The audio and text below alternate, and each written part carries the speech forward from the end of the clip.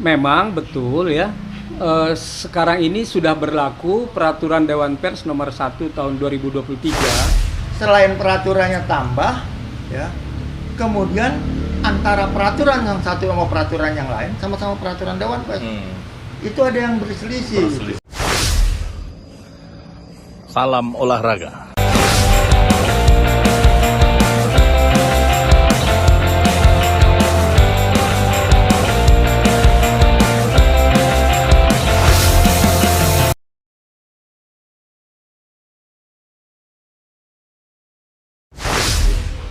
Assalamualaikum warahmatullahi wabarakatuh. Jumpa lagi dengan saya Badar Subur. Subur orangnya, subur rezekinya. Ya, saya bersama pakar-pakar pers. Ini ada Bang Henry Cehabangun, ada Bang Kamsul Hasan. Kebetulan Bang Henry Cehabangun adalah mantan Wakil Ketua Dewan Pers periode 2019-2022 ya Bang? Iya, betul. Nah, Bang Kamsul juga mantan PWI Pusat, PWI Jaya, Ketua Komisi Kompetensi. Ya, Bang, ini saya melihat di media sosial, di WA grup tentang peraturan-peraturan Dewan Pers yang semakin memberatkan perusahaan-perusahaan pers, tentu di daerah-daerah. Ini menurut Abang Henry gimana nih selaku mantan Wakil Ketua Dewan Pers? Iya, terima kasih Bung Subur ya. Jadi memang saya juga termasuk yang sering mendapat keluhan ya dari teman-teman di daerah mengenai satu sulitnya untuk terverifikasi administrasi maupun faktual. Yang kedua, sudah ada beberapa teman yang mendadak nama medianya hilang ya dari dewanpers.or.id pendataan karena dianggap satu tidak melakukan pembaruan data gitu ya. Kemudian yang kedua karena alasannya tidak jelas.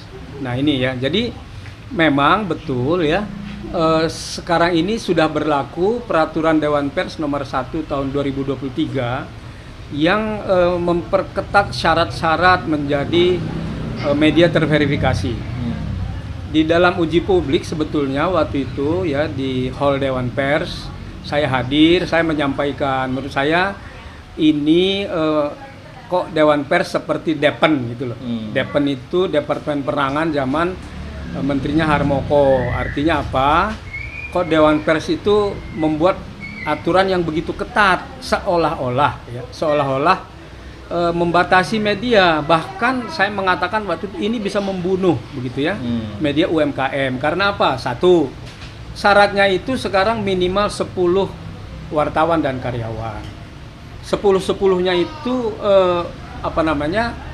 harus dibayar gajinya minimal setara UMP sebanyak 13 kali setahun. Harus misalnya ada bukti membayar BPJS Kesehatan dan BPJS Ketenagakerjaan. Nah ini kan berat, gitu ya. Pengalaman saya keliling Indonesia, ya banyak sekali media yang jumlahnya di bawah 10. Mungkin wartawannya hanya 5 dengan editor, sisanya itu mungkin kontributor, begitu ya. Betul. Nah ini semua ya menurut saya membuat keluhan teman-teman itu jadi real. Saya waktu itu mengatakan janganlah seberat ini, karena apa? Media-media di daerah ini kan menjalankan perintah undang-undang dasar, bukan hanya undang-undang pers.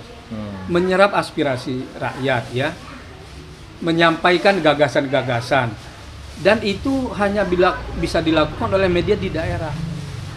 Nah, kalau kita membatasi syarat administratif mereka, lalu mereka nanti tidak terverifikasi, lalu mereka kena kasus, dipanggil polisi, ya, dikriminalkan, itu kan yang salah jadi Dewan Pers. Saya mengatakan begitu ya. Nah, ini dari pengalaman. Kita dulu mengalami banyak sekali begitu. Jadi dengan membatasi ini, dalam tanda kutip polisi sekarang mempunyai alasan. Nah ini loh kan, jadi maksudnya barangkali baik supaya tertib, tapi ada dampak-dampak yang tidak terpikirkan. Banyak ya media yang sudah bilang ke saya, mereka sudah punya kontrak dengan pemerintah kota, kabupaten, provinsi. Karena dicabut, tidak ada lagi namanya di dewanpers.or.id, sekarang bingung kontraknya, nggak bisa berlanjut, uang tidak ambil, padahal iklan sudah dipasang. Itulah antara lain kira-kira. Nah, terus Bang Kapsul, apa kira-kira tanggapannya Bang Kapsul nih tentang? Ya, kalau verifikasi faktual ini kan awalnya ya, awalnya ini semacam sertifikat halal gitu. Jadi kalau ada media yang ingin membuat verifikasi faktual, itu berarti dia mempunyai semacam sertifikat halal ya. Tidak ada keraguan masyarakat lagi terhadap media itu. Tetapi bukan berarti yang tidak terverifikasi faktual itu bukan pers ya.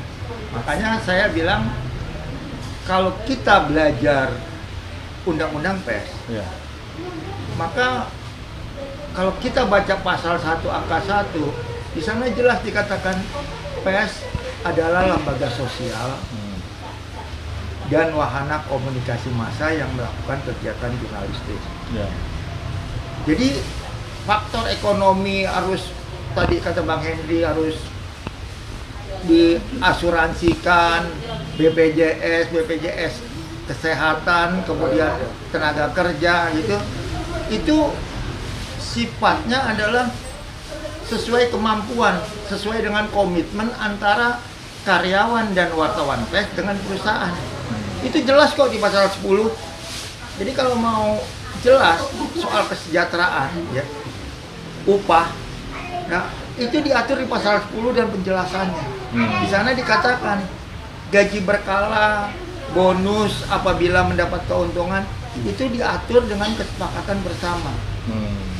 Jadi harusnya kalau kita tunduk patuh pada undang-undang pers, kesepakatan bersama ini memberikan ruang hidup untuk pers yang UMKM tadi gitu ya. Ada yang penting sebenarnya yang harus diawasi adalah produknya sama kelakuan wartawannya ya. Yang penting itu, jangan sampai gara-gara nggak digaji terus dia melakukan hal-hal ya. Nah kalau ada seperti itu diproses secara pidana umum saja gitu ya. Jadi kalau persyaratan yang sekarang ini 10 itu memang sangat berat. Ya. Sangat berat, apalagi kondisi pers kita sekarang ini ya tidak sebagus di zaman Orde Baru gitu loh. Ya. Budget pemerintah daerah relatif naiknya tidak signifikan. Sementara perusahaan persnya banyak, sehingga itu juga menjadi pengecil gitu. Nggak mungkin bisa membayar 10 tenaga kerja, 10 kesehatan ya. Itu gaji dengan UMP. Nah ini juga UMP ini juga saya soal. Banyak teman-teman di kabupaten kota yang nggak mau ikut UMP karena UMP-nya lebih kecil daripada UMK ya. Misalnya Depok, Bekasi, Kerawang itu UMP-nya sepertiga dari UMK ya. UMK-nya itu 4.800.000-an. Kalau UMP-nya Jawa Barat itu 2 jutaan. Ya. Apalagi makanya ada perusahaan-perusahaan yang kita lihat sekarang memindahkan kantor pusatnya itu ke Jawa Tengah. Ya, meskipun operasionalnya di Jakarta kan sekarang nggak perlu lagi fisik ya, seperti itu. Dia memindahkan operasionalnya ke Jawa Tengah karena dengan demikian UMP-nya menjadi rendah. Menjadi rendah UMP-nya. Kan kalau kita baca peraturan Dewan Pers, baik standar yang lama sekarang diperbarui di nomor 1 2023 itu persyaratan-persyaratan itu harus dibukukan, termasuk ada peraturan perusahaan ya. Peraturan perusahaan. Kemudian selain peraturan perusahaan ada SKB. Jadi dari peraturan perusahaan turun lagi SKB antara individu, wartawan dengan manajemen tentang hak dan kewajibannya. Nah sekarang justru dengan pola yang kekinian ini gaji itu bisa jauh lebih tinggi, ya, bisa jauh lebih tinggi dari apa yang disebut UMP, tetapi bisa juga lebih rendah karena mereka bayar gajinya itu pakai hitungan konten kreator. Berapa yang diakses. Nah ini juga jadi ada jeleknya nih. Jadi teman-teman yang ingin dapat upah besar, misalnya sebulan mau ngejar di atas 25 juta, nah itu kerjanya nggak ke lapangan, kerjanya di belakang meja aja, ya. Kemudian nyaplok berita sana, nyaplok berita sini, lihat mana yang lagi trafficnya tinggi, lihat AE trafficnya tinggi yang mana, oh langsung dibuat. Ambil ya. Dan celakanya lagi, ya, dalam kasus misalnya kemarin soal penganiayaan terhadap anak, Ya. yang salah satu turut sertanya juga anak perempuan. Nah ini ada kesengajaan, Ya. ada kesengajaan membuka identitas anak karena alasannya trafficnya tinggi. Ya. Artinya mengorbankan kode etik, Ya. mengorbankan peraturan Dewan Pers demi dapat review. Nah, saya lihat memang akhir-akhir ini Bang Kamsul sering menyuarakan di media sosial tentang kode etik jurnalistik. Nah, apa kira-kira yang mesti dibangun dalam SDM di perusahaan pers tersebut? Ya, kalau menurut saya sih perusahaan pers dalam kondisi sulit seperti sekarang ini, ya, perusahaan pers dalam kondisi sulit, aturan sudah banyak, peraturan Dewan Pers juga tambah banyak gitu. Oh, Dan makin sulit ya jadinya.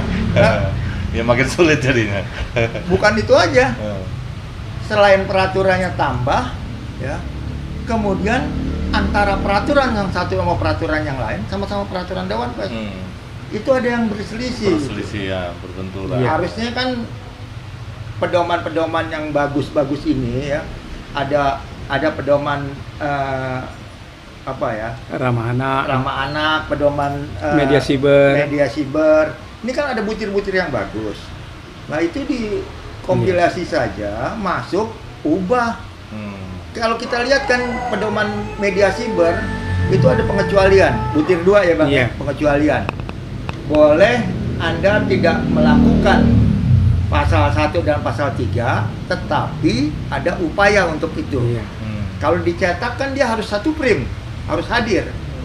Kalau di siber boleh tidak dilakukan, tapi ditulis bawahnya bahwa dia telah berupaya untuk membuat keseimbangan dan menguji informasi, ya. Tetapi belum berhasil dan masih terus akan dilakukan. Nah ini butir ini harusnya masuk di pasal 1 dan pasal 3 nanti. Jadi ketika kita buat DIM, daftar inventarisasi masalah kode etik, kita masukkan di situ. Ya. PPRA misalnya, anak 18 tahun, di kode etik 16 tahun, masukkan. Di PPRA, anak berhadapan dengan hukum. Ada anak berkonflik, ada anak yang menjadi korban atau jadi saksi. Ya. Di kode etik yang dilindungi cuma anak pelaku aja Bang yang dilindungi. Anak korban nggak dilindungi. Itu sebabnya tadi yang Anda bilang itu ada korban usianya 17 tahun dalam PPRA masuk kategori anak, tetapi dia lolos di kode etik. Kode etik bilang 16, dia 17. Kode etik bilang cuma pelaku, dia ternyata korban. Makanya dibuka kebenaran, trafficnya tinggi gitu loh. Nih kalau anak ini disebut namanya trafficnya tinggi, maka lebih baik melanggar PPRA, ya, berdalih bahwa dia melaksanakan kode etik gitu. Iya. Saya kira itu betul ya. Ya. Jadi memang sudah ada produk-produk yang ketinggalan zaman, tapi masih berlaku. Daripada dilanggar terus ya udah diperbarui aja. Diperbarui ya harusnya. Nah memang kalau pedoman pemberitaan media cyber itu sudah ada upaya ya, sudah pernah rapat dan segala macam. Saya nggak tahu hasilnya sejauh apa. Artinya sudah ada upaya memperbaiki supaya tidak tabrakan. Misalnya begini, ralat tadi. Sekarang itu mencabut berita itu hanya kalau diberi izin oleh Dewan Pers, ya kan? Ya. Atau yang mengandung sara atau anak kan Anak. begitu. Nah kalau di Kesusilaan. kode etik kan nggak diatur itu. Nah gitu. Kemudian apa? Kemudian tadi yang anak Ya. tadi juga saksi pelaku korban kan jelas kalau ramah anak nih. Kalau di kode etik kan hanya pelaku. Nah, Ya. ini jangan bertentangan antara peraturan Dewan Pers dan peraturan Dewan, apalagi itu kan produk 2006 ya. Ya. Ini udah 2023. Jadi sebaiknya secepatnya Dewan Pers mengintegrasikan ini supaya tidak ada pertentangan antara pemberitaan ramah anak dengan kode etik. Satu lagi juga mengenai anak itu yang ini anak hilang. Banyak yang bingung itu. Anak hilang pakai foto diumumkan. Begitu ketemu itu jadi peristiwa anak tuh. Ya kan peristiwa anak fotonya harus nggak boleh ada, namanya tidak boleh lagi. Loh ini bagaimana ini? Kan Sementara bingung nih. diumumin ya. Kemarin dia jelas Ya, diumumkan. nama dan alamat dan fotonya. Besoknya harus tidak ada lagi. Nah, ini yang kayak gini-gini menurut saya adalah perlu segera diperbaiki oleh Dewan Pers. Dievaluasi lagi ya. Ini kan juga apa ya? Jadi polemik. Akhirnya orang yang nggak mau mengakui Dewan Pers itu kan ada. Iya. Media-media yang nggak mau lah diatur oleh Dewan Pers. Akhirnya bikin sendiri. Kan itu akhirnya juga jadi brutal kalau menurut saya. Ya, jadi kalau itu sih sebetulnya salah mereka sendiri Salah lah ya. mereka sendiri. Karena begini, Ya. Dewan Pers itu kan sebetulnya kalau proses pendataan, nah ini yang rame pendataan, Pendataan, ya, betul. pendaftaran begitu. Ya. Kan sebetulnya Dewan Pers itu terbuka aja. Ya. Cuma menurut saya syaratnya sekarang terlalu berat, itu aja. Sehingga upaya ke sana itu ibaratnya begini, kalau dulu ya orang sudah memiliki 3 syarat, dia udah berbadan hukum, pemretnya udah utama, gitu ya. Lalu Badan hukumnya khusus. iya badan hukum khusus lah ya. Tapi dia belum mampu menggaji, Ya, belum ya. mampu ya, kantornya masih nyewa. Itu kan itu seolah-olah dia udah sepertiga atau setengah lah. Seandainya nanti dia menyewa kantor yang baik ya, kemudian dia memiliki pendapat yang baik, dia langsung terverifikasi. Sekarang ini terasa jauh sekali. Betul. 10 coba sekarang kita bayangkan ya 10 ya. Kalau di DKI ini UMP 4,4, BPJS 150 ya, BPJS kesehatan atau TK 150. Ya. Kalau 10 Kali itu 10 udah ya. 1,5 juta ya. Kemudian ditambah 40 juta, ya. 50 juta hanya untuk begitu aja. Ya. Belum lagi sewa kantor ya, operasional kantor. Berarti minimal ya Iya. harus dapat 100 juta sebulan. Nah, menurut Pak Badar sebagai Pemret, media apa yang bisa mendapat 100 juta per bulan supaya Iya. bisa jalan? Betul. Kan kurang masuk akal, Iya. apalagi di daerah, di kabupaten. Inilah yang saya katakan tadi, ini seperti membunuh media UMKM karena itu real kok. Tadi Jawa Tengah lah berapa? 1,8 juta ya. Iya. Berarti dia untuk gaji aja 18 juta. Ditambah lagi tadi 3 juta, 21 juta satu bulan. Kan tidak mudah gitu loh. Ini yang maksud saya sih mengimbau waktu itu ke Dewan Pers, udahlah ini dicabut saja ya. Artinya supaya media ini tetap tumbuh, dikontrol isinya seperti Pak Kamsul bilang. Kita kontrol isinya. Yang penting kan tujuan Undang-Undang Pers itu yang dulu untuk mereformasi Undang-Undang zaman Orde Baru kan supaya orang ada akses untuk berekspresi ya, ikut serta di dalam pembangunan, berdialog ya kan. Kan maksudnya itu bukan untuk membuat batasan-batasan gitu. Jadi seperti kembali ke Orde Baru gitu. Itu saya kira. Siap. Ya, terima kasih. Ini merupakan bincang santai dalam rangka Ramadan. Kebetulan baru saja kita berbuka puasa dan santunan anak yatim. Tentu kita akan buka lagi di episode mendatang yang lebih menarik, masih seputar dunia pers. Terima kasih. Wassalamualaikum warahmatullahi wabarakatuh. Waalaikumsalam.